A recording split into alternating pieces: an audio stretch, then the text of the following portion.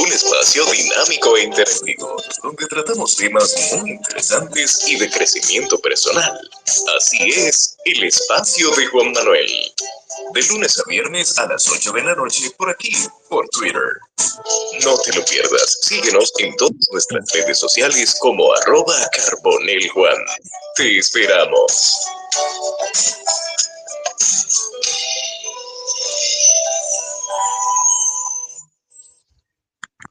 Muy buenas noches, bienvenidos a un episodio más del espacio de Juan Manuel en vivo aquí en X Twitter, y luego en diferido todas las plataformas de podcast en las que ustedes deseen.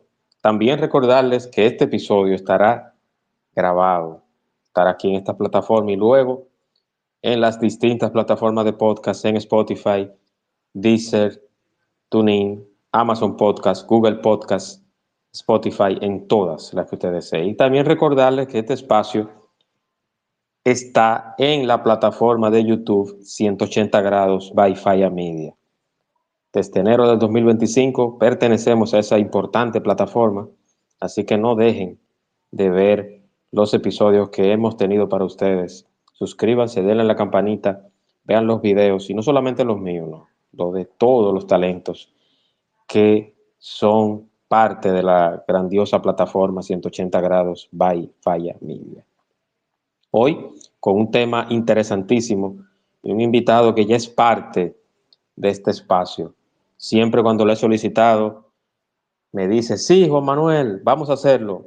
No puedo en tal fecha, pero podemos en esta. Siempre está en la disposición de participar acá.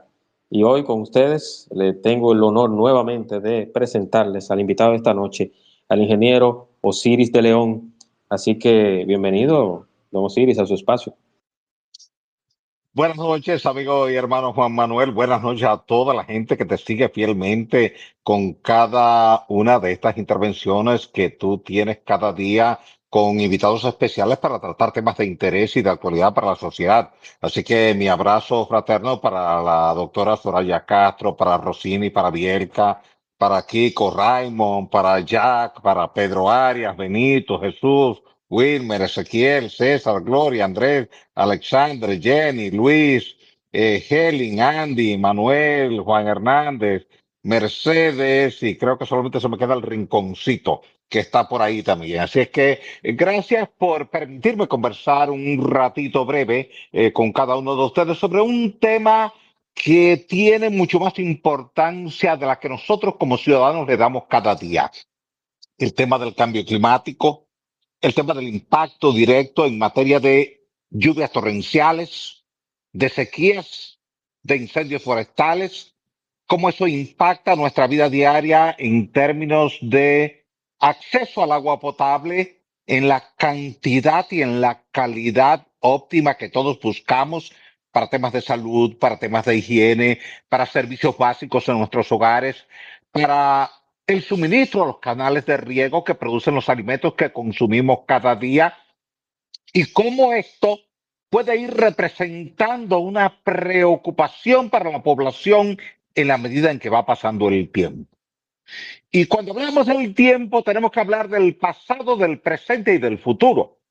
Porque antes de 1850 nadie estaba preocupado por el tema del cambio climático, porque las concentraciones de dióxido de carbono en nuestra atmósfera estaban por debajo de 300 partes por millón, y eso no le preocupaba ni a la comunidad científica, ni al sector industrial, ni al sector académico, ni a nadie en particular.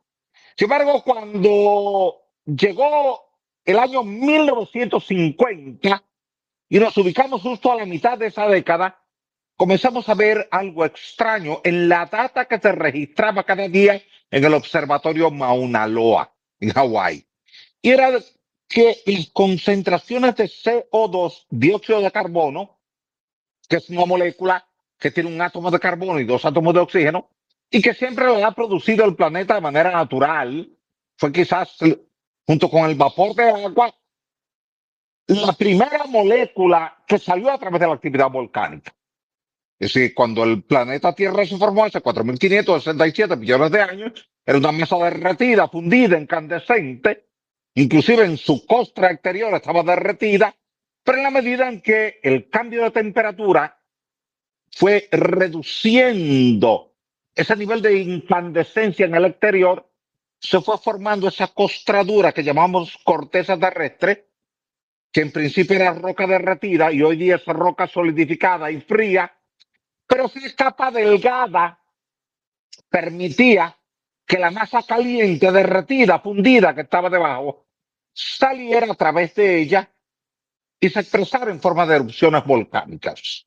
Erupciones volcánicas que se manifestaban en todo el planeta y que cualquier persona que te diga el cambio climático te puede decir, bueno, pero mira, en el pasado, en el periodo pérmico, hace 250 millones de años, tuvimos un calentamiento que eliminó la mayor parte de la vida en el planeta Tierra. Y usted le dice, sí, eso es cierto.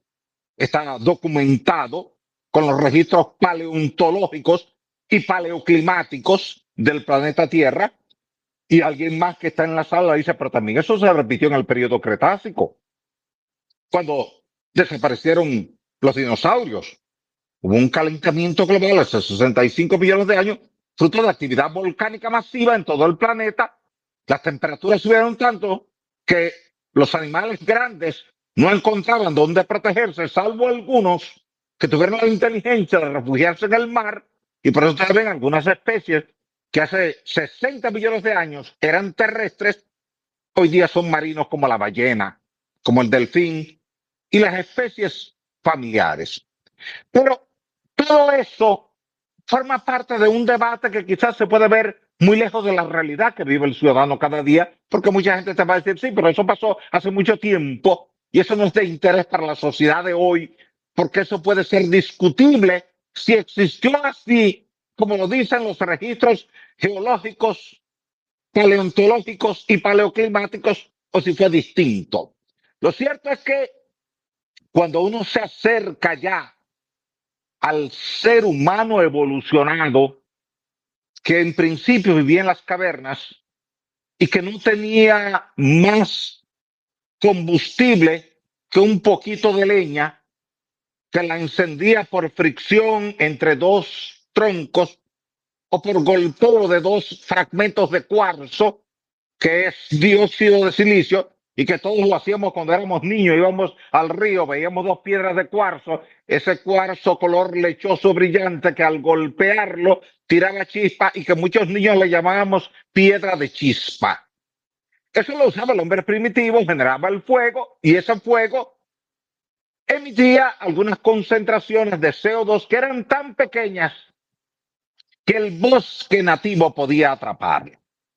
Pero en la medida en que nosotros comenzamos a pensar como una sociedad evolucionada, mirando hacia el desarrollo, vino el periodo industrial y en ese periodo industrial comenzamos a utilizar carbón mineral, luego vino el uso del petróleo y sus derivados y de repente nos dimos cuenta a mitad de la década de los 50 que estaba subiendo mucho ese nivel de concentración de CO2 en la atmósfera. Y que si de algún modo el ser humano buscaba una respuesta, la iba a encontrar en el consumo intensivo y extensivo de combustibles fósiles que habían sido una respuesta al uso de la leña y del carbón vegetal que habían diezmado los bosques. Por tanto, en ese momento vimos los combustibles fósiles como una solución ideal ambiental. Ya no vamos a tener que desmontar los bosques, nuestros bosques van a poder seguir creciendo de forma natural, produciendo suficiente oxígeno para ese aire que respiramos cada día. Pero cuando fue pasando el tiempo y vino otra década y otra década y otra década, de repente ya estamos llegando al año 2000. Y al observar la curva comparada con el 1955 y el 1960, nos dimos cuenta que había subido de forma exponencial la curva de CO2 y que esa curva de CO2 iba paralela con el incremento de las temperaturas medias en el planeta Tierra. Y es ahí cuando entonces se decide de algún modo reunir al liderazgo político mundial, al liderazgo científico mundial y comenzar a buscar respuestas en la reducción significativa de los volúmenes de CO2 que venían principalmente del sector energía, en segundo lugar del sector transporte, en tercer lugar del sector industrial y en cuarto lugar del sector agrícola. Un sector energético que aporta el 40% del volumen total de CO2 que estamos aportando a la atmósfera cada día, un sector transporte que aporta un 20%, un sector industrial que aporta un 20% y un sector agrícola que aporta un 15%. Y ahí se nos reúne un 95% y el restante 5% es de pequeños sectores que siguen aportando. Por tanto, los esfuerzos se concentraron hacia esos sectores significativos que son los grandes aportadores de CO2 en la atmósfera, pero orientado hacia los países que más consumo de energía fósil estaban teniendo, más desarrollo industrial estaban teniendo, más extensión agrícola estaban teniendo y en consecuencia eran los que aportaban los grandes volúmenes como China, aportando un 28% del volumen total de CO2, Estados Unidos aportando un 15% de CO2, Rusia, Unión Europea, Japón, India aportando volúmenes entre un 8 y un 10%, y ahí estaba el gran bloque.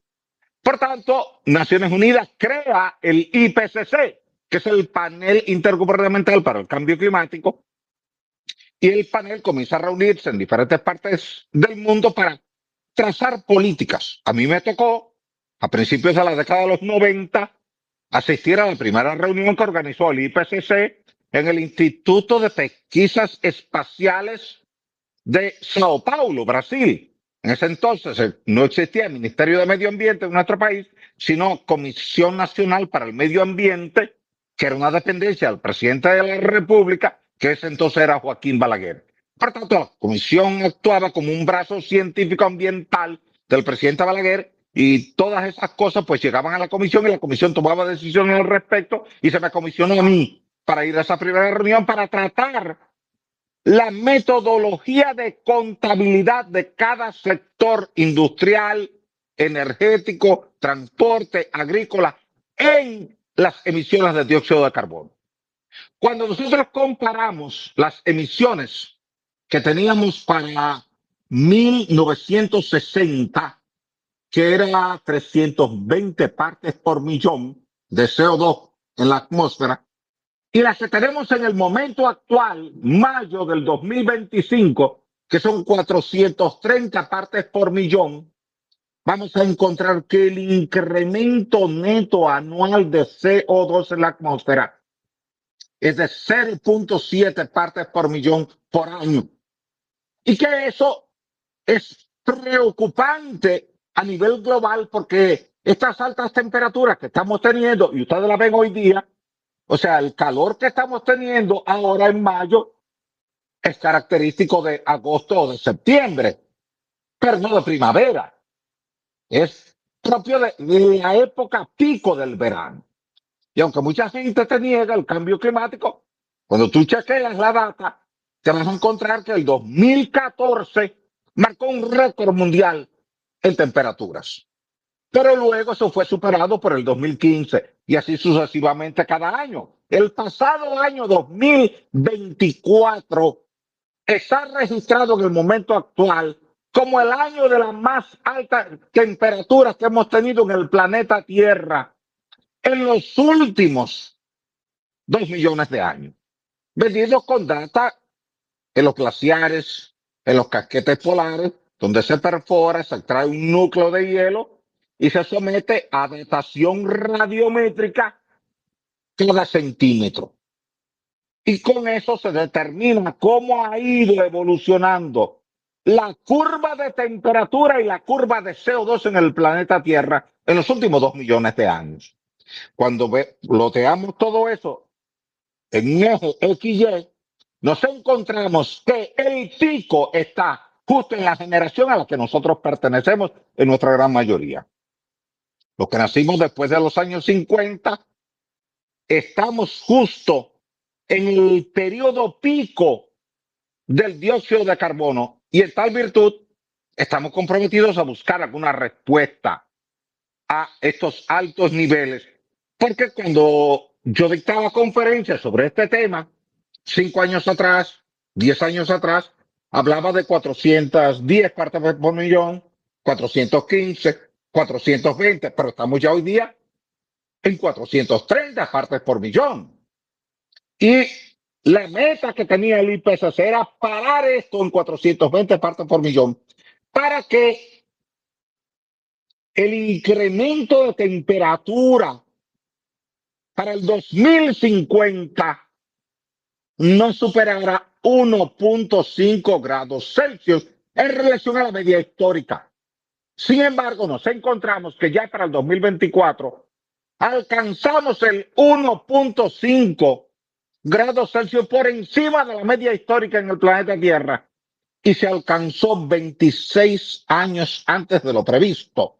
Eso es preocupante en términos de la agricultura, en términos de la salud del ser humano, porque a mayor temperatura, evidentemente mayor presión arterial y vamos a tener más cuadros frecuentemente de hipertensión arterial en el ser humano, más impacto negativo en la agricultura y por tanto menos rendimiento en la producción de alimentos, más largos periodos de sequía que nos van a limitar el acceso al agua, y tener limitación de acceso al agua implica deterioro de la salud porque muchas enfermedades están clasificadas por los médicos como enfermedades hídricas. Es decir, en la medida en que tomamos agua contaminada por la escasez de agua, en esa medida tenemos más problemas diarios en nuestros hospitales por gente que llega con enfermedades fundamentalmente gastrointestinales. Y según estadísticas, cerca del 50% de las consultas médicas diarias en algunos hospitales tienen que ver de forma directa e indirecta con consumo de agua contaminada por limitaciones en el acceso al agua potable. Todo eso tiene que ver directamente con el tema del cambio climático. Y si bien es cierto que hemos tenido largas sequías en nuestra república y hemos salido bien de esas sequías, eso ha sido gracias a que tenemos 35 presas donde almacenamos cerca de 2.500 millones de metros cúbicos de agua.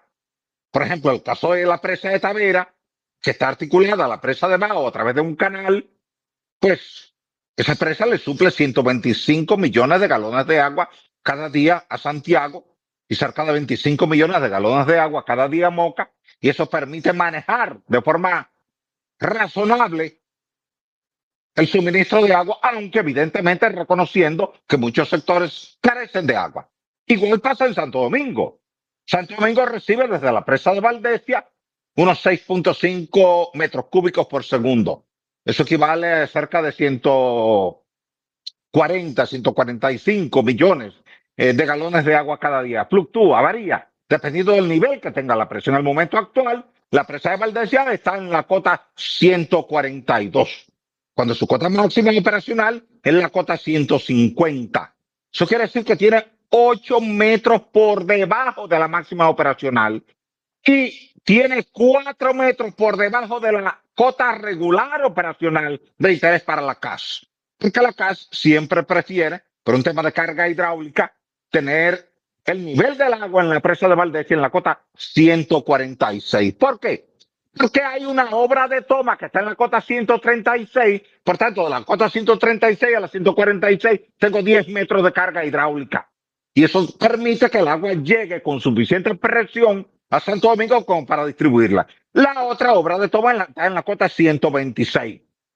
Por eso siempre, entre el INDRI, la CAS y la EGI, se hacen esfuerzos de que la presa esté con un nivel de agua en la 146. Para ahora está en 142. Entonces, bueno, pero ¿por qué estamos en la cota 142? Y no estamos en la 146, 148, 150. Bueno, hemos pasado la cuaresma y esta cuaresma no está impactada por el fenómeno de la niña, sino por un periodo neutro. El cambio climático tiene que ver directamente con el niño y la niña. En la medida en que el agua se calienta en la franja ecuatorial del Océano Pacífico, al oeste de Estados Unidos, y alcanza 0.5 grados Celsius por encima de la media, entonces estamos hablando de el niño. Si estamos en cero, estamos en equilibrio, estamos en un periodo neutro. Si tenemos 5 grados, 0.5 grados por debajo de la media histórica, entonces estamos hablando de la niña. Entre diciembre y enero tuvimos un tránsito cortito de la niña. Pero desde febrero las temperaturas en la superficie vienen subiendo y hoy día estamos en equilibrio, estamos en cero. ¿Qué quiere decir eso? Que vamos a estar teniendo desde aquí hasta diciembre de este año menos lluvia de lo normal, porque el Pacífico y el Atlántico son dos mares contrapuestos en términos del cambio climático. Cuando tenemos el niño es porque tenemos altas temperaturas allá en el Pacífico y eso implica gran cantidad de lluvia en los países que están alrededor del Pacífico. Pero tenemos sequía aquí en el Atlántico. Y cuando tenemos la niña, que es cuando las aguas se enfrían allá, tenemos entonces sequía allá en el Pacífico, pero tenemos lluvias abundantes aquí en el Atlántico. Como estamos en un periodo neutro, eso quiere decir que las amenazas meteorológicas serán menos que las que tuvimos el pasado año. Pero a la par, eso implica menos pluviometría total acumulada durante el año. Y si vamos a tener menos pluviometría total acumulada durante el año, eso implica que los gestores del agua, entiéndase INDRI, entiéndase INAPA, entiéndase EGI, entiéndase las CORA, Corazán, Cora Plata, Corabo, Coravega, etcétera, tienen que tratar de gestionar con un criterio de racionalidad el volumen de agua que esté disponible en las presas. Si vemos el sistema de riego hoy día, el Bajo Yuna tiene el agua garantizada, porque la presa de Atillo tiene una cota máxima operacional en la 86.50. Sin embargo, Atillo está hoy día en la 87.25. Tiene 75 centímetros por encima de la máxima operacional, lo que quiere decir para cualquier entendido empresa que Atillo está vertiendo. Pero en la medida en que vayan avanzando los meses de junio, julio, agosto, septiembre, podrá irse reduciendo ese nivel y entonces eso implicaría racionamiento del agua para la producción de arroz en el Bajo Yuna. Y hace apenas una semana el presidente de la República dio apertura a la temporada de arroz de este año 2025, donde se espera una producción de 15 millones de quintales, que sería una producción récord. Pero esa producción va a depender fundamentalmente de la disponibilidad de agua que tengamos en la presa de Atillo y en la presa de Rincón, que está entre Bonao y La Vega. Rincón es esa presa que está ahí frente a Loma de Miranda y que se alimenta de los ríos Jima, Jatubé y Jayaco. Así, en la presa de Rincón está llena hoy. Su cota máxima de operación es la 122. Y está hoy día en la cota 122. Por tanto, el agua ahí está garantizada, pero hay que manejarla con racionalidad porque durante estos meses de junio, julio, agosto, lo más probable es que la demanda de agua para riego y para acueductos sea superior a la entrada de agua a cada embalse. Y eso aplica para Rincón, aplica para Atillo, que están llenas en este momento, pero eso no es el caso de Sabanayegua y de Sabaneta. Sabanayegua tiene hoy día 13 metros por debajo de su cota máxima operacional. Por tanto, ahí hay un desafío para los sistemas de riego de Asua. Toda esa franja entre Asua y Barahona, donde está el canal Isura, y acá del sur Asua, se irriga con esa agua que almacenamos en la presa de Sabanayegua. Y la presa de Sabaneta igual, tiene 13 metros por debajo. Pero la presa de Sabaneta es una presa chiquitita, no es una presa tan grande como la presa de Sabanayegua. Eso quiere decir que en la medida en que entre junio, julio, agosto, las limitaciones para agua en el Valle de San Juan van a ser extraordinarias, llegando a niveles críticos en algunos momentos, porque el régimen pluviométrico va a ser inferior al del año pasado porque no estamos teniendo la niña, sino que estamos en un periodo neutro. Y todas esas variables hay que combinarlas para planificar cómo salir de forma airosa una etapa de impacto directo del cambio climático, donde más allá de lo filosófico, de lo conceptual, de lo científico, de lo cultural, hay impactos directos en el sector agua potable y saneamiento básico. Y eso se refleja en la salud, se refleja en la producción de alimentos, se refleja en la gestión del agua y se refleja en la conformidad o inconformidad de una población que te puede aceptar un día o 2 días sin agua, pero cuando ya pasa de una semana o pasa de 15 días, ya la gente entra en angustia. Y el que vea que no está lloviendo dice, sí, pero ¿por qué no tuvimos la previsión del lugar sabiendo que las condiciones pluviométricas de este año 2025 no van a ser las ideales? Si bien es cierto que hemos tenido en los días recientes una vaguada, por suerte, que nos ha descargado importantes volúmenes de lluvias en la zona de la cordillera septentrional, en Puerto Plata, en Gaspar Hernández, en Río San Juan, en Luperón, en Punta Cana, en La Romana, en Santo Domingo, esa agua no ha estado distribuida uniformemente en todo el país. Y hay sectores donde ha caído poco. Por eso le citaba el caso de Sabanayegua y Sabaneta, que hoy día como presa tienen 13 metros por debajo de su máxima operacional. Valdesia, que tiene hoy día 4 metros por debajo de la normal y 8 metros por debajo de lo que es la cota máxima. Y entonces, como es la que más agua consume en materia de acueductos y canales de riego, porque tiene el compromiso del acueducto de Santo Domingo, del acueducto de San Cristóbal, del acueducto de Baní, del canal Marcos a Cabral y del canal Nizao Najayo, ahí hay un compromiso de vigilar celosamente el uso del agua y convocar tanto a los consumidores de aquí del Gran Santo Domingo, como los de San Cristóbal y Baní, como a las juntas de regantes que tenemos en Nizao Najayo y en Marcos a Cabral, para optimizar el agua en lo que ellos llaman los periodos de tandeo, es decir, las tandas que el INDRI les asigna para el suministro de agua vía los canales laterales para que puedan irrigar sus cultivos y su cosecha pueda ser lo más productiva posible.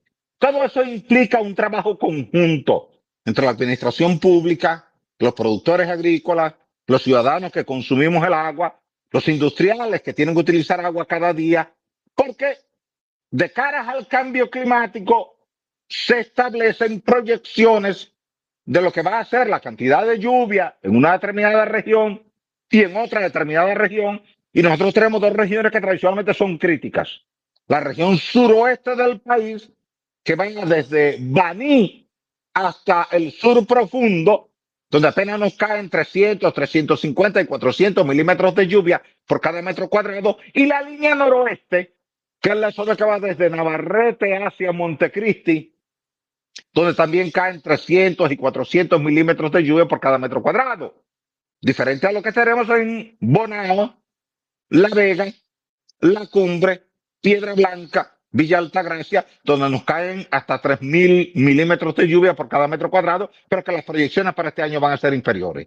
Por tanto, eso es lo que nos lleva a que hoy día tengamos algunas presas que están llenas y vertiendo, como es el caso de Atillo y el caso de Rincón, presas que están en niveles bajos, pero no críticos, como el caso de Valdesia, que está en la cota 142, cuando su cota máxima operacional es la cota 150, o presas que están muy bajas, como Sabanayegua y Sabaneta, que tienen 13 metros por debajo de su cota máxima operacional, y eso representa un gran desafío para los sistemas de riego de Azua y de San Juan de la Maguana. En tal virtud, siempre tenemos que darle seguimiento al comportamiento regional, porque no es un problema exclusivo de la República Dominicana. Esto aplica para Puerto Rico, aplica para Haití, aplica para Jamaica, aplica para Cuba, aplica para Centroamérica. Entonces somos una región que permanentemente tenemos que estar monitoreando qué pasa con el régimen pluviométrico, cuánta agua podemos almacenar y disponer de ella en acueductos y en sistemas de riego, y en qué medida de forma directa el cambio climático es responsable de estas cosas cuando algunas veces nos llueve de manera torrencial, como nos llovió en noviembre del 2023 y nos provocó daños estructurales aquí en el paso desnivel 27 de febrero con Máximo Gómez en Santo Domingo, o como pasó en Santiago en las carreras con 30 de marzo cuando colapsó igual un paramento fruto de unas lluvias torrenciales que tuvimos ahí en agosto del 2022, o las lluvias que hemos tenido en algunos momentos en la costa atlántica o en la región suroeste, fruto de cumulonimbus que no se han podido desplazar lateralmente por falta de carga de viento y nos llegan esas lluvias torrenciales que hacen mucho daño. Pero luego nos llegan unos largos periodos de sequía y como no estamos preparados para almacenar los 75.000 millones de metros cúbicos de agua que nos caen cada año en promedio, eso hace que una parte importante de esa agua se nos pierda. Y al perderse esa agua y se nos va al mar, aunque algunos ambientalistas dicen que no se pierde porque eso es parte del equilibrio ecológico mundial, pero en la realidad llamamos en términos prácticos perder el agua, toda aquella agua que llega al mar se saliniza, alcanza 35.000 partes por millón de cloruro, y entonces ya el ser humano no puede aprovecharlo de manera directa para los acueductos y para los canales de riego. Entonces, lo ideal desde el punto de vista operacional cada día de los sistemas de riego y de los acueductos es atrapar el agua antes de que llegue al mar para poder distribuirla y utilizarla de forma racional para el desarrollo de la sociedad. Ese es el desafío que tenemos por delante.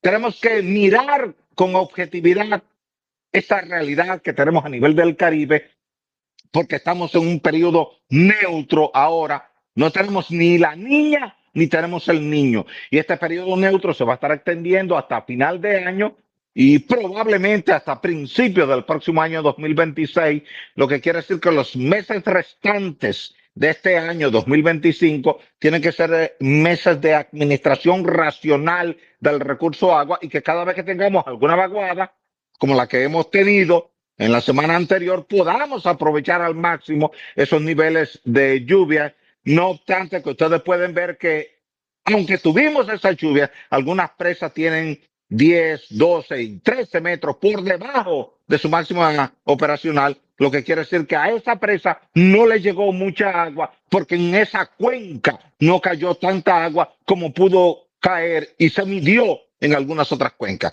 Esos son los desafíos que tenemos por delante en la sociedad dominicana, y lo voy a dejar ahí para no hacer esta exposición muy extensa y darle la oportunidad ahora, Juan Manuel, tanto a ti Sí. como a todos los que están ahí conectados contigo, que tengan algún comentario, alguna idea, alguna sugerencia, algún planteamiento que pueda enriquecer este debate de esta noche, que más que una exposición es una conversación con cada uno de ustedes sobre este tema. Así que siéntanse en libertad de decir lo que ustedes entiendan a favor o en contra de lo que hemos planteado, porque precisamente la idea es compartir con cada uno de ustedes estos temas y enriquecer el debate para el beneficio de toda la sociedad dominicana.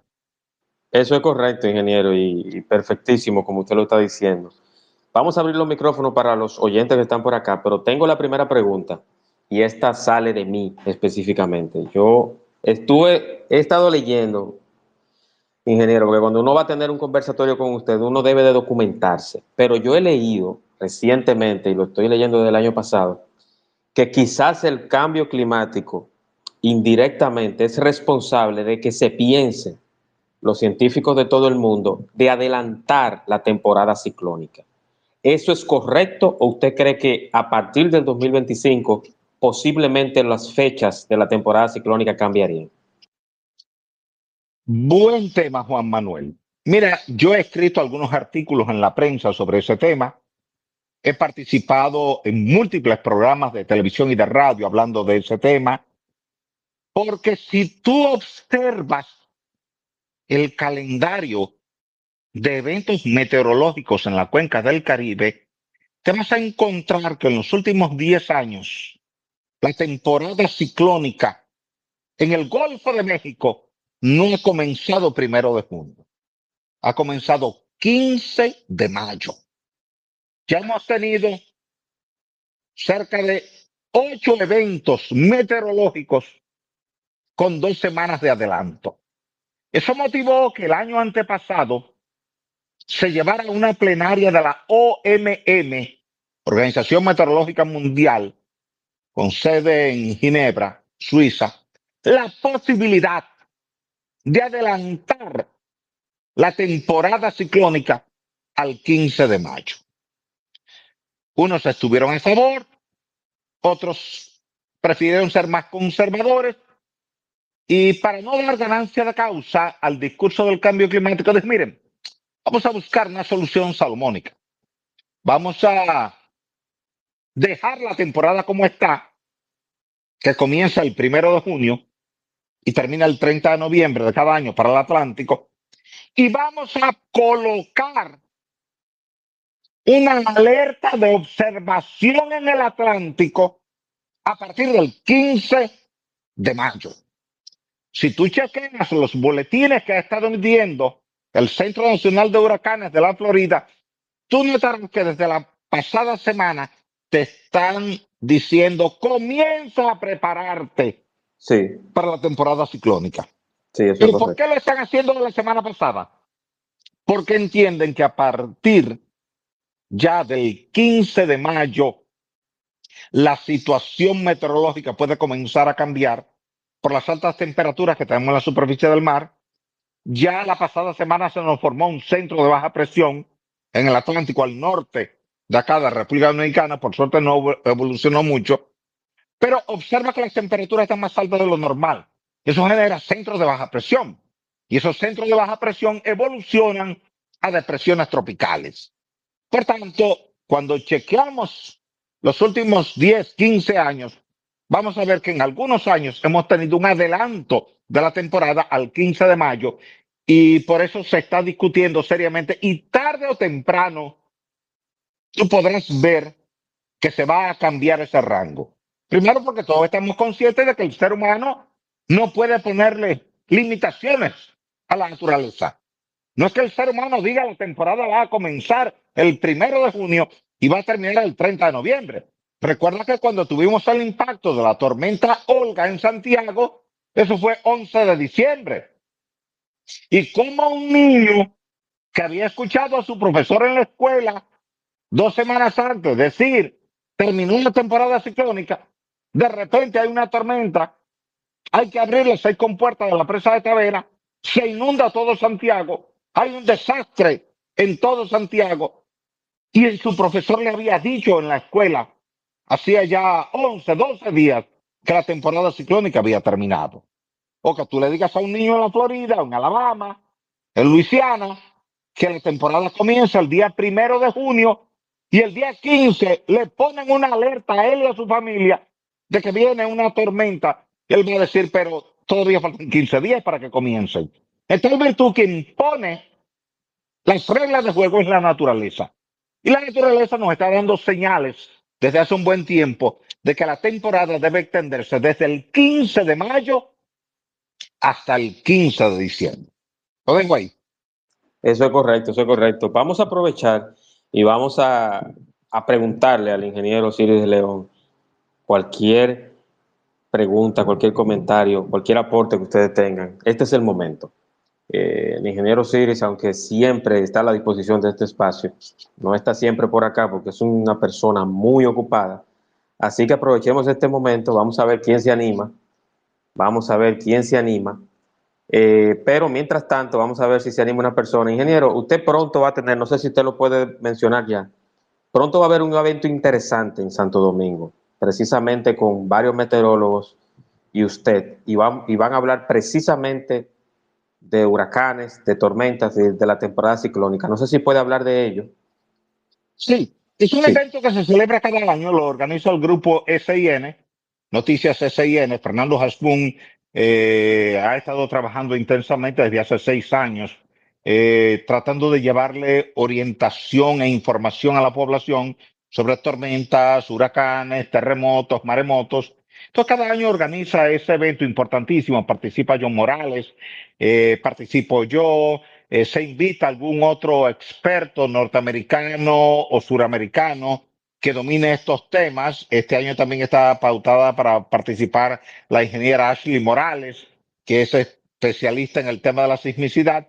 Y la idea es abordar con amplitud y con claridad todo lo referente a cambio climático, temporada de huracanes, tormentas, vaguadas, ondas tropicales, centros de baja presión, la sismicidad, que aunque no está conectada con los eventos meteorológicos, es un fenómeno natural temido por la sociedad. Entonces se aprovecha para abordar tanto los fenómenos que tienen que ver con la superficie de la Tierra, que son los que tienen que ver con las temperaturas externas, como los que tienen que ver con el interior de la Tierra, que son los terremotos. Porque los terremotos se generan por la alta temperatura que hay en el núcleo de la Tierra,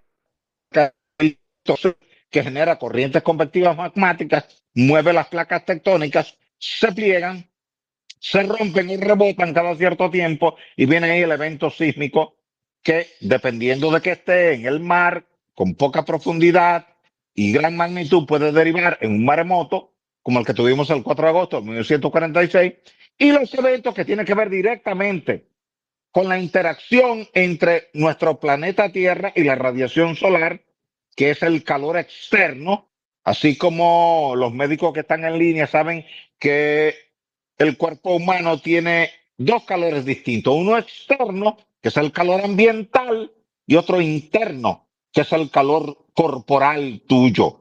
Tú puedes estar bajo el sol con una temperatura de 45 grados Celsius y eso no quiere decir que tengas fiebre. Por tanto, no estás enfermo, aunque la temperatura en el ambiente donde tú estás esté en 45 grados Celsius. Ese es el tema de las tormentas y los huracanes. Pero tú puedes estar en un ambiente con acondicionador de aire o tú puedes estar en Alaska en medio de una nevada con la temperatura 10 grados bajo cero, pero tú tienes un proceso viral, entonces tú tienes fiebre interna, entonces así la Tierra tiene un calor interno que es el que deriva en los terremotos. Por tanto, el calor externo tiene que ver directamente con tormentas y huracanes, cambio climático, y el calor interno tiene que ver con los terremotos. Son dos cosas distintas, pero las abordamos cada año en ese evento para que los medios de comunicación que nos acompañan cada año, los especialistas de la Defensa Civil, del Centro de Operaciones de Emergencia, del Cuerpo de Bomberos, de la Cruz Roja, se familiaricen cada día más, porque muchas veces hay personal nuevo incorporado en esos organismos de gestión de emergencias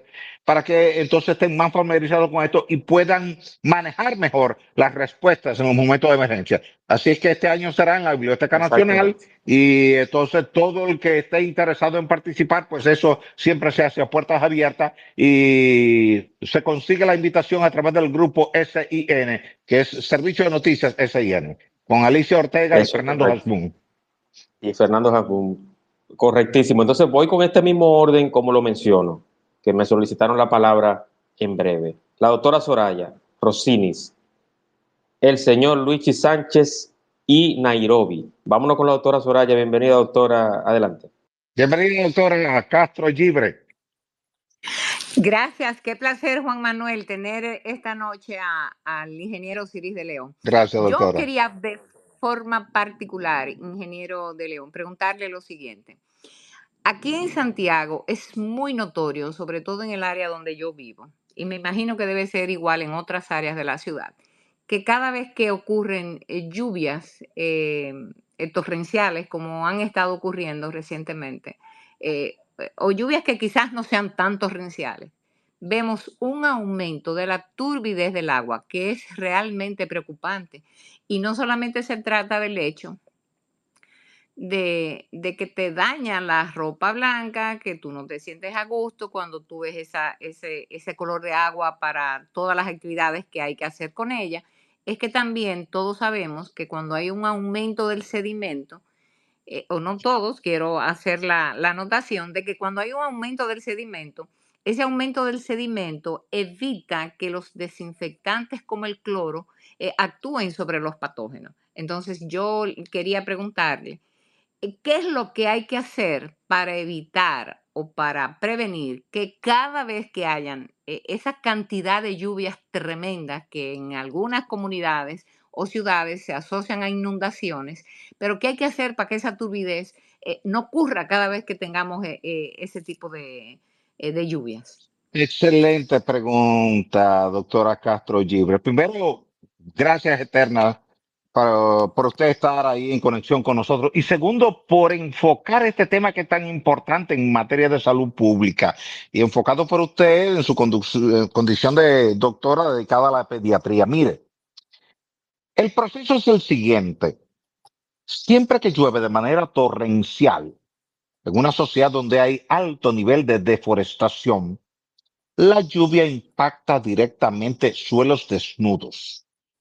Y esos suelos desnudos están caracterizados fundamentalmente por arcilla, que es un aluminosilicato de sodio y de potasio, dominado mayormente por alúmina.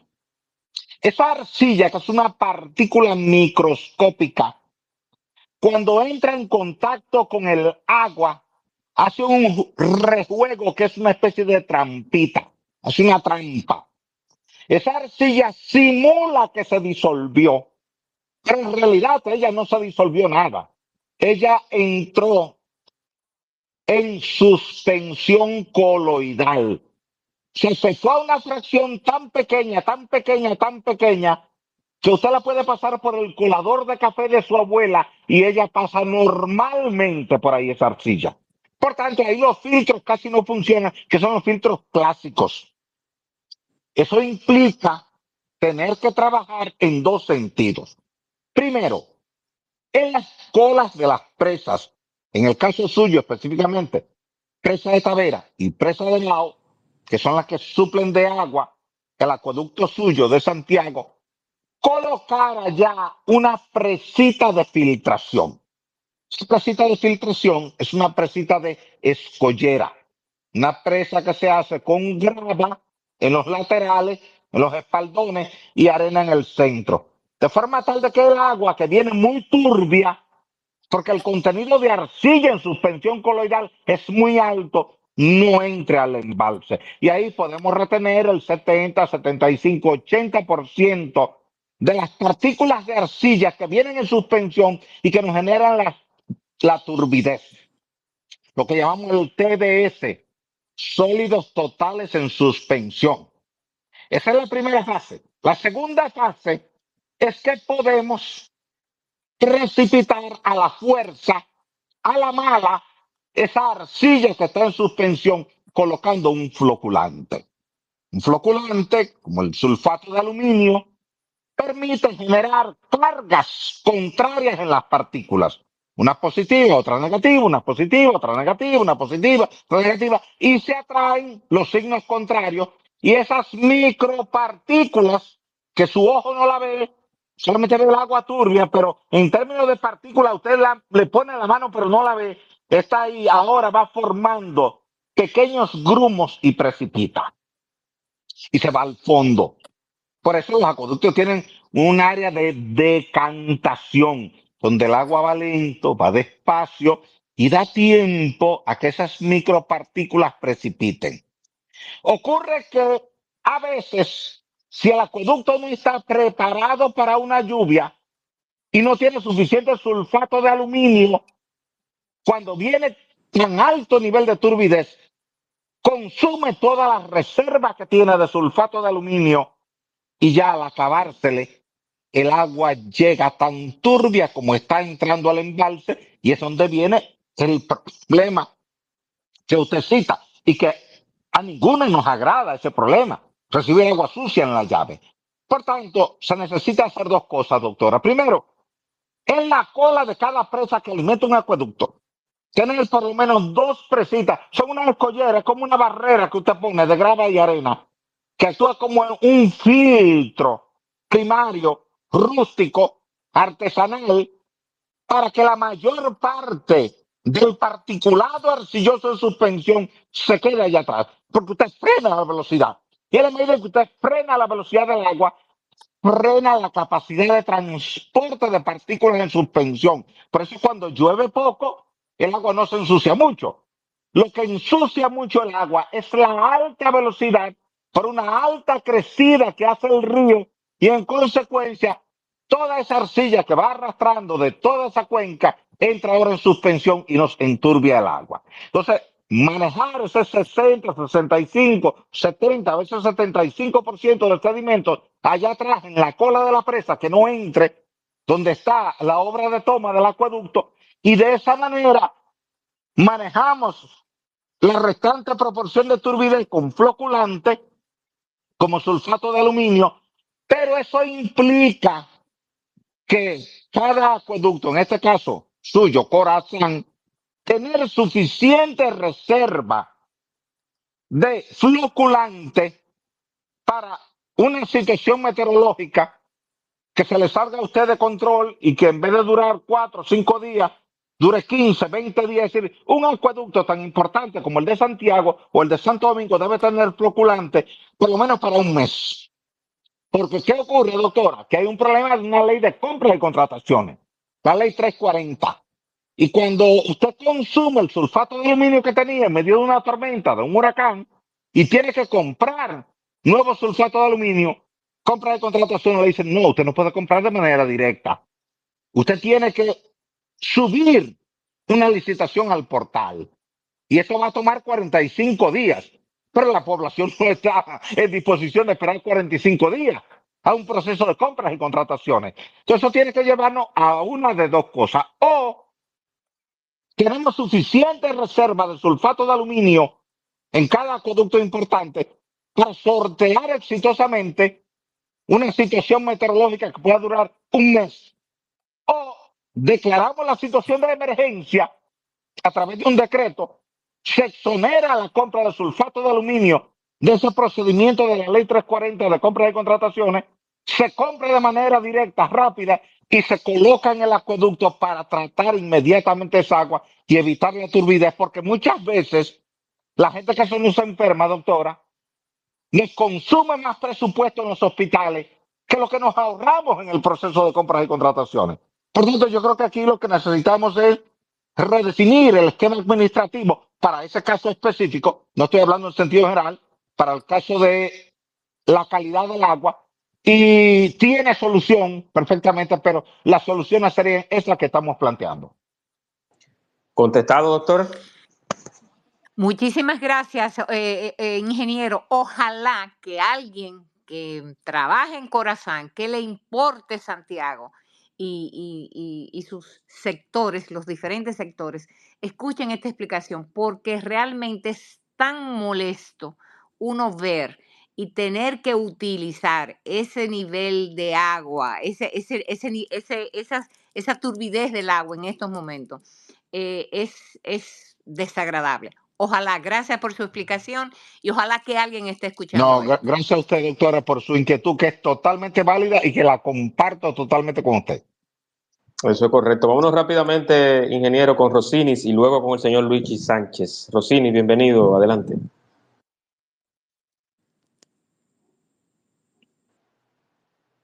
Rosinis. Adelante, Rossini. Adelante, Rosinis. No se escucha, Rosinis. ¿Está muteado tu micrófono? ¿Tiene algún...? Está muteado nuevamente. Vamos a ver. Vamos a ver. Rosinis, te recomiendo que salgas y entres nuevamente. Mientras, déjame quitarte el micrófono para que darle oportunidad al señor Luigi Sánchez. Adelante, Luigi, bienvenido, hermano. Buenas noches, ¿me escuchan? Sí, fuerte y Sí, claro. sí, te escuchamos con Bienvenido. claridad, amigo y hermano Luigi Sánchez. Abrazo para ti y gracias por estar con nosotros esta noche. Muchas gracias, maestro Osiris. Miren, mi inquietud va a lo que está planteado, va ligado a la pelota, al béisbol. Y me explico. El año pasado hubo unas complicaciones en el béisbol por el asunto de las lluvias que no eran usuales para el periodo octubre-diciembre. Ajá, así fue. Y por lo que le estoy escuchando, los cambios climáticos están provocando que tengamos más lluvias en ese periodo, ¿correcto? Es correcto, sí es correcto. Yo más bien es una sugerencia que quiero hacerlo, porque no es lo mismo que uno lo diga, que no es experto en eso, a que usted haga la alerta, porque ya yo estoy escuchando que se están haciendo los planes del próximo torneo y en el calendario que se está discutiendo, como que no se está tomando en cuenta las posibilidades de las lluvias que puedan repetirse. Entonces, la inquietud mía va en ese sentido de realmente debe la Liga de Béisbol tomar en cuenta estos cambios que se están produciendo para planificar su campeonato y evitar situaciones como la del año pasado. Excelente. Mira, tú tienes toda la razón en el enfoque que planteas. Y te voy a decir dos cosas que sustentan lo que tú estás planteando. Primero, recordemos que el béisbol en República Dominicana no se juega en la mañana ni al mediodía. Correcto. Se juega en la noche y a veces al final de la tarde. Ocurre que nosotros somos, Luigi, un territorio insular costero, donde la radiación solar que recibe nuestro mar perimetral se intensifica entre 11 de la mañana y 3 de la tarde. Bien. Que genera una alta concentración de vapor de agua que empieza a caerte 3, 4, 5, 6 de la tarde. Por tanto, cuando tú vienes a empezar el juego a las 8 de la noche, el terreno está saturado de agua y muy difícil para jugar. Porque la lluvia, aquí, si tú revisas el historial de lluvia en Santiago, tú vas a ver que te caen en la tarde. Sí. En Puerto Plata en la tarde, en Santo Domingo en la tarde, en San Pedro, en la Romana en la tarde. Entonces, bajo ese escenario, hay que considerar esa planificación. Pero tú recordarás que hace unos 4 años, Luigi, había una serie en Santiago entre Licey y Águilas. Y se suspendieron 3 juegos consecutivos en Santiago por la lluvia. Hagamos un poquito de memoria. Y entonces llegó un momento que yo, viendo la situación, puse un tweet diciendo que ya se habían suspendido 3 juegos en Santiago.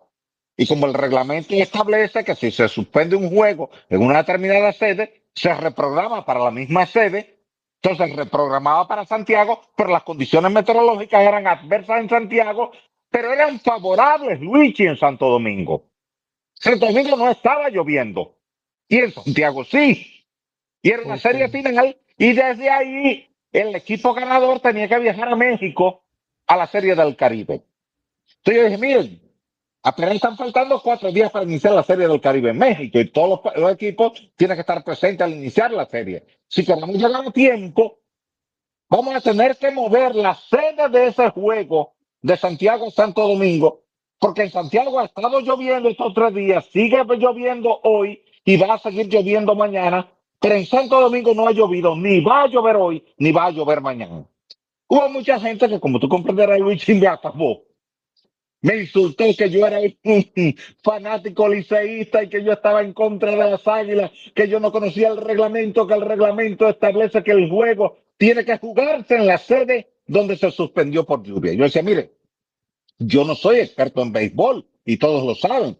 Tú sí eres un experto en béisbol, Luigi, y te admiro por eso. Y además de tu familia es de tradición en Santiago. Los Sánchez son de tradición con las Águilas Ibaeñas. Entonces ustedes sí dominan ese tema. Yo lo que estaba hablando era de meteorología aplicada al béisbol. Yo decía, miren, es que si sigue lloviendo en Santiago como va a seguir lloviendo, y no está lloviendo en Santo Domingo y tenemos un compromiso dentro de 4 días con la Serie del Caribe, lo lógico es que movamos el juego de Santiago para Santo Domingo, se juegue en Santo Domingo y se juega mañana también en Santo Domingo, se define la serie y el equipo que gana viaja a México a tiempo para la Serie del Caribe. Afortunadamente, más allá de los insultos que los fanáticos me dieron a través de la cuenta de Twitter, la liga escuchó el planteamiento y aplicó la recomendación y decidió ese mismo día convocar a la gerencia de Águilas y gerencia de Licey. Se hizo esa reunión, se acordó mover el juego y esa noche se jugó en Santo Domingo y se jugó bien. Pero en Santiago cayó todo el agua del mundo esa noche, Luigi. Y Sí, al otro día también se pudo jugar en Santo Domingo sin problema, pero en Santiago seguía lloviendo. Ahí encaja perfectamente tu planteamiento. Si la liga municipal, la liga de béisbol profesional, maneja la serie regular en función de las condiciones meteorológicas, puede ir haciendo ajustes que permitan que el calendario vaya de forma fluida, sin interrupciones por estas lluvias torrenciales, y de esa manera entonces el fanático disfruta el juego, el calendario avanza, porque también el fanático Luigi se ve afectado. Una persona que baja de allá arriba de la septentrional o de Jarabacoa, de Constanza, a ver un juego en Santiago y se suspende el juego por lluvia, él se va disgustado para su casa porque perdió el tiempo, perdió combustible, perdió dinero, compró la taquilla y al final no pudo ver el juego. o Entonces Y de el yo la creo que línea peligro, sí, que es noroeste. válido lo que tú sí, planteas, que Mm. el calendario se vaya ajustando gradualmente en función de las condiciones meteorológicas. O de la línea noroeste, que viene mucho público también. Eso que tú hablas de perder la boleta, el viaje. Eso que tú mencionas de la suspensión de esa específica, ¿eso ocurrió fue a finales de enero, Osiris? Eh, ¿Me escuchas?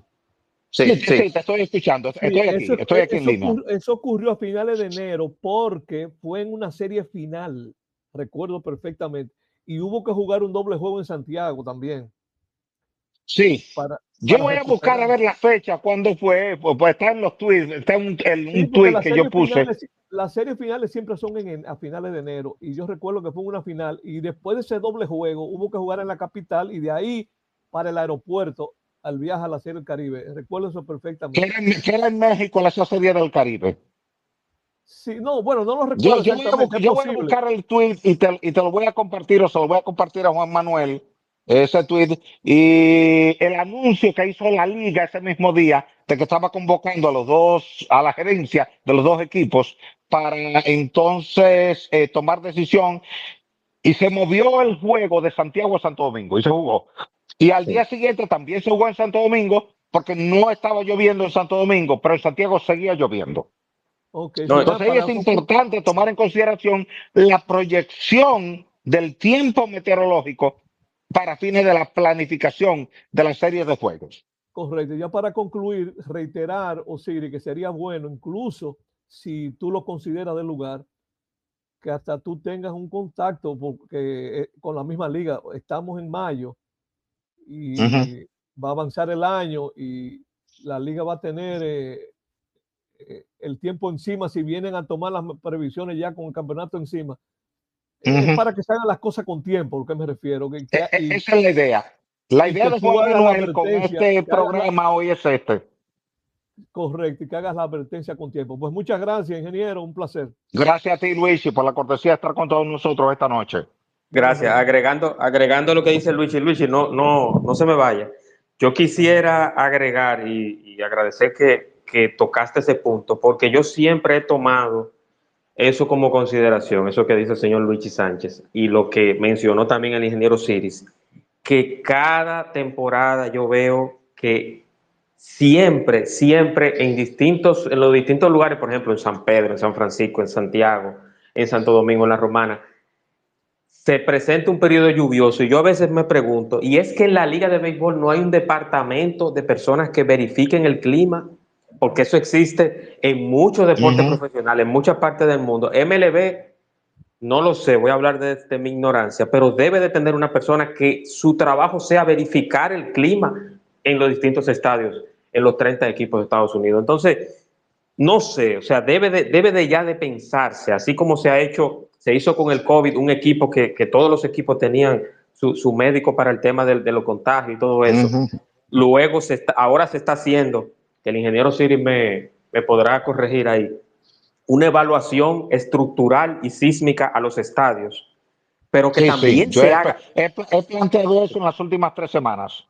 Correcto, entonces que también se haga uno a nivel climatológico y Ujú. que lógicamente esté el ingeniero Ciris de León, pero que se verifique en cuáles lugares. Por ejemplo, en Puerto Plata llueve muchísimo, pero Sí. no hay un equipo de Puerto Plata, pero pudiese en algún momento, si dura varios Había meses, antes, teníamos claro, los piratas antes.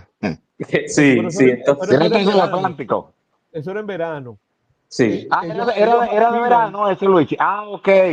los Esa piratas era del la liga de Atlántico, verano. Ok, buena la eso- observación.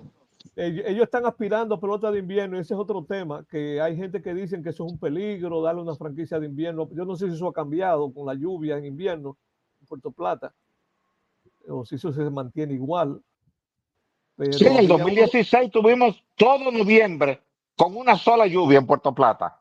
o Noviembre sea del que, 2016, Puerto Plata acumuló 1.250 milímetros de lluvia por cada metro cuadrado, que es más de la lluvia que cae en Puerto Plata en un año. Eso cayó en un solo mes, en noviembre. Por entonces, tanto, si hubieras tenido un equipo ahí y el mes entero no hubieras podido jugar un solo día. entonces sería muy riesgoso tener un equipo en invierno allá. Eh, sí, no, porque en los años donde tú tienes, por ejemplo, el fenómeno del niño, tienes sequía y en tal virtud, entonces ese año no vas a tener mayores dificultades. Lo que sí habría que considerar es que cuando tenemos el fenómeno de la niña, vamos a tener mucha lluvia y ahí habría que hacer ajustes en materia de la sede, porque si bien es cierto y la regla lo establece que la mitad de los juegos son en la sede y la otra mitad en la carretera, en la ruta, fruto de condiciones meteorológicas contra las cuales el ser humano no puede, entonces pueden hacer ajustes y jugar algunos de esos juegos que tocan en la sede en otro estadio. Sí, Pero déjeme ya eso son añadir algo. razones de fuerza mayor que impone la naturaleza. Pero mira qué interesante este tema que se ha traído esta noche. Mira cómo vamos con un tema importantísimo en el deporte, que es el béisbol, que es el deporte número uno del pueblo dominicano, y el tema de la salud que tocó la doctora Soraya Castro Gibre. Mira qué importantes son estos conversatorios, Juan Manuel. Sí, mira, Juan Manuel trajo algo interesante sobre cómo funciona MLB. Hemos visto situaciones que, pues digamos, hay un juego a las 7 de la noche en Grandes Ligas, pero va a haber lluvia en la noche. Se ha visto casos que ellos el día anterior anuncian que adelantan el juego para las 2 de la Correcto, tarde, por ejemplo, para cuando correcto. llegue la lluvia ya el juego haya terminado. Sí, se anticipan, Entonces, Luchi, Exactamente. se eso, anticipan. Exactamente, se eso, anticipan. Para eso es precisamente, y qué bueno que Luigi Sánchez trajo ese tema a la mesa aquí esta noche, porque precisamente ahí es donde tú articulas el deporte y la ciencia. Es decir, sí. la liga se articula con un equipo científico que le asesora en materia meteorológica y si va a llover a partir de las 8 de la noche y un juego programado, se adelanta el juego para las 2 o las 3 de la tarde, de forma tal de que cuando llegue la lluvia ya el juego esté terminado. Y mire Eso es planificación anticipada. esta anécdota interesante. Cuando venían los árbitros estadounidenses, que ya no están viniendo, te estoy hablando unos 20 y pico de años atrás, había una situación de duda sobre un juego aquí en Santiago. Ya estaban los árbitros aquí. El juego creo que era a las 8 o algo así, pero los árbitros siempre llegan más temprano. Y el árbitro estadounidense preguntó, ¿hay una computadora con internet aquí? Y yo le digo, sí, sí, la misma, la pueden usar, venga. Y el hombre vino, subió a la oficina, se metió con la cuestión del tiempo y dijo, no, no, aquí va a llover a las 8 de la noche. Cancelado el juego. Y todo el mundo se ¿Ves? sorprendió. Esa es la importancia. Resultó que a las 8 de Increíble. la noche llovió. Sí, O sí. sea, eso quiere decir que estaba actuando con planificación. O sea, no era como decimos Claro, popularmente, claro. no era de oído que estaba actuando. Sí, sí. Claro, claro. Hay herramientas científicas disponibles hoy día para adelantarse a esas situaciones meteorológicas extremas. Un buen Perfecto. tema, Bueno, y yo pues, creo, y me adelanto, perdona que le interrumpa, Luigi, y lo no, voy a está hacer bien. públicamente. Yo quisiera contactarte para hacer un espacio contigo aquí en este podcast que yo hago toda la semana y que te Ajá. invito a que lo escuches siempre y que venga toda la semana que tenemos temas interesantes. Pero me gustaría hacer uno contigo de curiosidades en el béisbol, no solamente en la liga invernal, sino también en MLB, porque yo sé que todo el conocimiento que tienes. Así que me atrevo a hacerte la invitación y el compromiso para hacerlo. Yo Sí, espero que bueno, no me... la mejor manera es que por mensaje directo, digamos, Sí, sí, intercambiemos números telefónicos, correcto. tú me escribas o no escribas y podamos planificar eso. Sí, No hay sí, problema. exacto. Vámonos inmediatamente con Manuel Núñez, pero yo te voy a escribir, Luigi, ya te sigo aquí en X y vamos a intercambiar números y vamos a hacerlo. De verdad que sí, Ok, será muy muchas gracias. interesante. Vámonos con Gracias. Manuel Núñez, siempre, siempre. Manuel Núñez y luego Benito. Manuel, bienvenido. Y perdona el tiempo, hermano. Sí, buenas noches. ¿Me escucha? Sí, fuerte y claro, hermano. Adelante. Sí, gracias. Eh, yo la preocupación que tengo o una inquietud que tengo, ya que se está hablando sobre este tema, sobre el, el sistema climático, ¿verdad? Yo le quería preguntar al doctor, al ingeniero Osiris, es sobre la presa de Tavera, que muchas veces esa presa, cuando hay torrenciales aguaceros, se llena de agua y está a toda capacidad, digamos, bueno, tenemos, eh, el público puede percibir que vamos a tener agua por mucho tiempo porque por la capacidad que tiene la presa, pero tengo entendido que la presa no tiene tanta profundidad, o sea, la presa en sí, en realidad tiene la profundidad que se menciona desde su construcción, pero según tengo entendido, que debido al fango, cuando llueve en las montañas, digamos, de la cordillera central y todas esas zonas, viene arrastrando mucha tierra, mucho lodo, y eso viene llegando al fondo de la presa, y eso ha venido disminuyendo la capacidad, el desnivel de la que tiene la presa, y uno asume que la presa tiene mucha agua cuando pasa quizá un par de meses sin llover, 2 o 3 semanas, o sea, se presenta una pequeña sequía, ya se dice que hay limitaciones con el agua, que la presa está bajando los niveles, pero que en realidad la presa no tenía mucha agua, sino lo que tiene mucho lodo, fango y muchos objetos debajo en el fondo. Yo quisiera saber qué tal de cierto es eso. Mira, la presa de Tavera fue terminada por Joaquín Balaguer a final del 74, principio del 75. Quiere decir que la presa de Tavera tiene ya 50 años de servicio. La presa de Tavera regula el río Yaque del Norte, que es uno de los 4 principales ríos de la República Dominicana y de cuencas más extensas. Por tanto, cada vez que tú has tenido una tormenta o un huracán, todo ese volumen de sedimentos ha entrado en el embalse. El 31 de agosto de 1979, tú tuviste el huracán David, seguido inmediatamente por la tormenta Frederick. Toda esa carga de sedimentos se acumuló en el embalse de la presa de Tavera. Luego tuviste, en 1998, septiembre, el huracán George, que atravesó la isla de este a oeste, pasó por encima de la cuenca de Tavera y de nuevo se aportó millones de toneladas de sedimentos al embalse de la presa de Tavera. Luego tuviste la tormenta Olga, que fue en la medianoche del 11 de diciembre del 2007.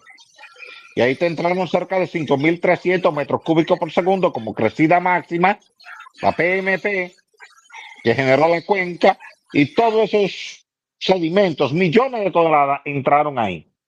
Hoy día el gobierno está ejecutando un programa de limpieza de embalses. Se comenzó con el embalse de la presa de Las Varías, que es una de las más pequeñas del país. Se está siguiendo con la presa de Atillo, que está en Cotuí, y se está siguiendo con la presa de Valdesia, que está sobre el río Nizao. Luego se van a pasar a las presas de Tavera y Bao, a la presa de Monción, a la presa de Rincón, para ir limpiando esos sedimentos. Ciertamente, nuestras presas no han sido limpiadas. La mayoría están en servicio desde la década de los 70 y el volumen es extraordinario. Hay presas que han perdido un 35, un 40 y hasta un 45% de su capacidad de almacenamiento. Eso implica que hay que hacer esfuerzos extraordinarios por limpiar esas presas y sacar esos sedimentos. La modalidad que ha estado utilizando el gobierno dominicano en los últimos años es un programa de limpieza a cero costo para el Estado. ¿Y cómo se hace eso? Bueno, simplemente se evalúan los sedimentos que están ahí y con esa información se llama a una licitación a las empresas que estén interesadas en extraer esos sedimentos a su cuenta y costo, porque el Estado no le pagaría, y el material aprovechable, el material útil, lo que sea grava y arena, esa persona o esa empresa tiene derecho a comercializarlo, y el material fino que no se comercializa porque es arcilla y limo, entonces se le autoriza a algún lugar, alguna antigua cantera, algún lugar de depresión topográfica donde se puede colocar sin un impacto ambiental negativo. Por tanto, tiene validez tu preocupación en el sentido de que nuestras presas se han ido llenando de sedimentos. Ya la gran mayoría de presas tiene 50 años en servicio y son 50 años recibiendo grandes volúmenes de lodo, como tú citas, con un poco de grava, un poco de arena, y ya hay 3 proyectos de limpieza de presa que son Las Marías, Valdesia y Atillo, y se piensa continuar con Tavera, con Bao, con Rincón, con Monción, con Sabaneta, con Sabanayegua, así, Jicue, Aguacate y todas las demás. Así es que realmente el Estado Dominicano le ha estado dando seguimiento al tema. En los programas ha estado participando el INDRI, la EGI, el Ministerio de Medio Ambiente y Recursos Naturales, la Corporación del Acueducto y Alcantarillado de Santo Domingo, porque cada vez que tú le sacas 1 millón de metros cúbicos de sedimentos a una presa, estás aumentando la capacidad de almacenamiento en 1 millón de metros cúbicos de agua. Y un metro cúbico son 264 galones. Quiere decir que es mucha el agua que tú puedes almacenar si tú limpias las presas, pero se nos fueron llenando de sedimentos. Y ahí tiene mucho que ver con la primera pregunta que hacía la doctora Soraya Castro Gibre, en el sentido de la turbidez, porque si nosotros colocamos en las colas de las presas unos diques de escollera, que sería grava gruesa con bloques de roca y un núcleo de arena, entonces el sedimento se nos quedaría detrás, incluyendo esos sedimentos al que tú te refieres, y entonces sería más fácil removerlo porque se removería directamente desde la cola con equipos mecánicos. Eso quiere decir que con una pala mecánica, con una excavadora, con una retroexcavadora, con cualquier tipo de esos equipos mecánicos, tú podrías remover ese sedimento de la cola de la presa sin entrar en conflicto, sin interferir con la operación normal de la presa para fines de acueductos y de canales de riego. Excelente, excelente. Vámonos con inmediatamente y ya finalizando. Estamos cerrando, porque no quiero cansar mucho al ingeniero Siri para que siga viniendo aquí. No te preocupes, te compartí a ti, le compartí a Luigi uno de los Sí, tweets que yo había publicado sobre el tema del agua. Es correcto. como dice Luigi, era enero, ciertamente, y el año fue el 2018. Ahí Sí, está el tweet, te lo exactamente. compartí Luigi Aquí y se está. lo compartí también a Juan Manuel. Sí, correcto. Aquí está. Y lo voy a leer textualmente, que está arriba. Por tercer día seguido suspenden el cuarto partido de la serie final entre Águilas Ibaeñas y Tigres del Licey debido a las fuertes lluvias registradas en Santiago de los Caballeros, la ciudad del equipo aguilucho. Y Vámonos como yo con... le, Sí, y como entonces le el dije a primer tweet, Osiris, el 28 de enero, yo te había dicho que era finales de enero, ¿te acuerdas? sí, Sí, sí, sí, ahí está. Y correcto. entonces hubo otro tuit donde yo ponía la sugerencia a la liga de que la liga pues moviera la sede de ese juego de Santiago a Santo Domingo, porque en Santiago iba a seguir lloviendo y en Santo Domingo no iba a estar lloviendo. Y finalmente la liga acogió. Quiere decir que hay un precedente, Luigi. Y entonces podemos acudir a ese precedente de enero del 2018 para que entonces la liga tome en cuenta esa experiencia que se vivió en enero del 2018 y hacer ajustes adecuados en el calendario de juegos de cada temporada. No, Correcto. y el traumático final de la serie regular del torneo pasado también. Sí. Sí, eso es Sí, correcto, eso es tú has correcto. traído muy buen punto a la mesa, Luigi. Sí. Ok. Muchísimas gracias, Luigi. Vámonos con Benito y luego Rosinis. Bien, Benito, bienvenido, hermano. Un momentico. Buenas noches.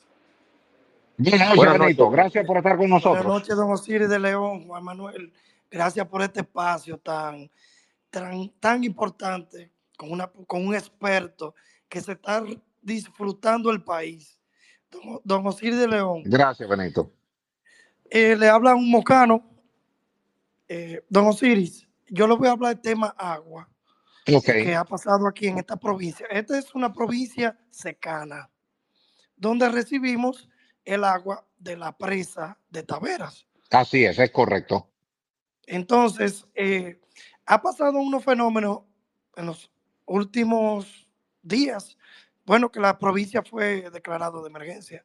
Hace unos días yo estoy trabajando en el Ministerio de Agricultura y me ha tocado estar en ese proceso. Ok, Hoy mismo estaba ayudando a las zonas bajas. ¿Y qué pasa? Que esta provincia tiene el río de Jamao que desemboca en Veragua. sí, allá en Y Veragua. también Gaspar Hernández. se une lo que es el río de Sabaneta, de Yásica, Ajá. el río Yásica. Entonces, yo le pregunto, yo no sé la cantidad de metros de cúbico que lleva este río, pero si por alguna vía nosotros se está debatiendo, aquí se está debatiendo el tema de que si es viable una presa para esta agua que se está perdiendo en el mar, que como usted lo dice, es parte de la biodiversidad, no se pierde, pero no la estamos disfrutando porque nosotros dependemos de la presa de Taveras y Así no es. estamos aprovechando toda esta agua. ¿Por alguna vía usted ha tenido algún dato de que esta presa sea viable para esta provincia? Muchas Mira, gracias. muchísimas gracias por participar y por tu inquietud. Fíjate, hasta ahora no hay ninguna represa en la cordillera septentrional. No la hay. Quiere decir que los ríos que tenemos, que hay ríos muy importantes, y tú has citado dos ríos. Tú has citado el río Yásica, has citado el río Veragua, hay que citar el río Jamao al Boba, el norte. río Jamao Nagua. al norte. Sí, no hay ninguna presa. Tú tienes ahí el río Bajabonico, no tiene presa. Entonces se ha planteado que precisamente fruto de los impactos del cambio climático hay que multiplicar la cantidad de presas a nivel regional. Y que como la cordillera septentrional no tiene ninguna presa, hay que pensar en la posibilidad de 3 o 4 represas en los principales 3 a 4 ríos de esa cordillera completa. Y que eso sirva primero para contener esos caudales que terminan provocando muchos daños en puentes, en carreteras, en predios agrícolas, en comunidades. Y segundo, eso se refleja en volumen de almacenamiento de agua para acueductos, para canales de riego y para sistemas básicos en la región. Quiere decir que si algo debemos poner en la agenda de trabajo a nivel de planificación, a nivel de diseño, y para esos diseños hay que hacer estudios, para entonces luego entrar, digamos, en la fase de presupuestos, es el tema de construcción de embalses en la cordillera septentrional, porque cada día los fenómenos van a ser más extremos, pero van a ser de corto plazo. Ustedes vieron lo que pasó en la Dana de Valencia, octubre pasado. De repente, algunos pluviómetros registraron 700 milímetros de lluvia acumulado en una tarde, otros registraron 770, otros registraron 680. Y cualquiera de los tres números es toda el agua del mundo cuando se te Aquí acumula en cayeron 3, 4, 5 400. horas. ¿Ve? Aquí cayeron Entonces, son 400. 400 milímetros de lluvia. Ese es el agua que te cae en Montecristi en el año entero. Y es el agua que te cae en Barahona en el año entero. Entonces te está cayendo en un día y medio, y te hace mucho daño. Por tanto, la mejor opción para reducir los impactos directos de esas crecidas derivadas de precipitaciones extremas, fruto del cambio climático, es invertir recursos económicos en presas, sobre todo no, perdón, en los principales ríos del país. Y como la cordillera septentrional no tiene ninguna presa hasta hoy, hay que comenzar por ahí con el nuevo programa de construcción de presas en la República Dominicana. Muchas gracias. Gracias a ti por la Benito. participación. Gracias a ti, Benito. Y don Osiris, ingeniero, muy, pero muy Nos falta agradecido. la pregunta de Rossini. ¿Se marchó Rossini? Rossini, sí, lo veo por aquí, pero está como oyente. Está como Ok. oyente. Si me está escuchando, vamos a darle la palabra para que no se quede en el tintero. Pero nuevamente agradecerle, ingeniero, por la oportunidad y por este tema tan importante. Hay una pregunta que me hicieron y me dice, y le voy a decir tal cual, que con esto vamos a cerrar, ingeniero. Una fiel seguidora de su participación, tanto aquí en este espacio como en los diferentes programas que usted ha participado. Me menciona el show de mediodía, la Z101, el gobierno de la tarde, en todos los Qué lugares. bien. Es una fiel seguidora suya y me dice lo siguiente, ingeniero, que a ella le preocupa mucho el calor que está aumentando y si es cierto que cuando el calor aumenta, aumenta el riesgo de terremotos o de temblores en el Oh, país. ok, mire, ahorita lo expliqué cuando hablé del calor externo y el calor interno. Y decía que la Tierra tiene dos calores. Uno externo, que es el responsable de la generación del vapor de agua, los centros de baja presión, las depresiones tropicales, las tormentas tropicales, las ondas tropicales, los huracanes, y un calor interno que es el que produce los terremotos, pero están desvinculados. No hay una cadena, no hay un eslabón que articule el calor interno de la Tierra, que es excesivamente alto, cerca de 5.500 grados Celsius, y el calor externo, que en el peor de los casos, en zonas desérticas como el desierto del Sahara o el Valle de la Muerte, en Estados Unidos, te puede alcanzar cerca de 70 grados Celsius. Eh, Esa temperatura externa no acelera el desplazamiento de las placas tectónicas, solamente de las corrientes convectivas magmáticas. Por eso decía ahorita que, por ejemplo, el calor externo es ese calor al que nosotros nos sometemos aquí en el trópico, y aunque no tengamos una fiebre interna por un proceso viral, nos estamos quemando del calor, pero ese calor es externo. Cuando nos chequeamos la temperatura interna del cuerpo, está normal, está en 37.5 grados Celsius. Aunque afuera estemos en un área, por ejemplo, a veces yo tengo que estar en el desierto del Sahara, en la zona de Egipto, en programas de exploración, y la temperatura está extremadamente alta y uno siente que se está quemando del calor, pero internamente la temperatura está normal. Así pasa con la Tierra. Aunque tú tengas un fuerte calor de verano en la superficie, el calor interno de la Tierra sigue normal, porque lo que mueve el calor interno es la actividad del núcleo de la Tierra. Y como ahí la roca está derretida, está fundida, y es lo que genera los volcanes, entonces esa sí deriva en desplazamiento de la corteza terrestre, plegamiento de las capas, formación de montañas, ruptura de segmentos de la corteza terrestre y grandes terremotos. Pero en realidad, cuando tenemos mucho calor ambiental en verano, eso no incrementa la cantidad de temblores de tierra, como tampoco cuando tenemos un frío extremo en Alaska o en Chile, eso no exonera que se produzcan terremotos. De hecho, dos de los tres más grandes terremotos que se han producido en el planeta Tierra, de magnitud superior a 9 han ocurrido en zonas extremadamente frías. Uno ocurrió en Alaska en 1964, en Anchorage, y el otro ocurrió en Valdivia, Chile, en 1960.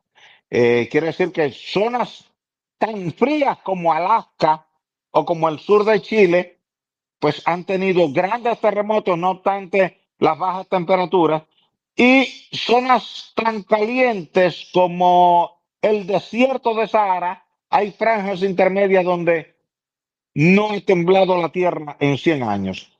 Son dos calores distintos, el externo vinculado a condiciones meteorológicas y el interno que deriva en grandes eventos sísmicos. Así es. Ingeniero, aprovechando, vi que usted lo tuiteó o lo ex-tuiteó ahora.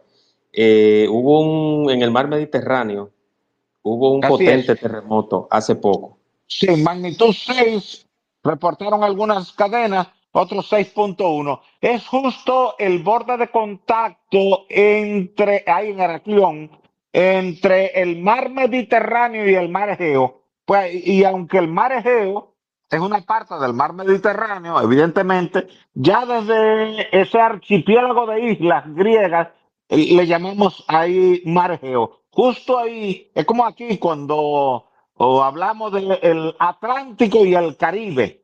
De Punta Cana para acá, por el sur, le llamamos mar Caribe, pero de Punta Cana para allá, por el norte, le llamamos Atlántico, pero en el fondo es el mismo mar.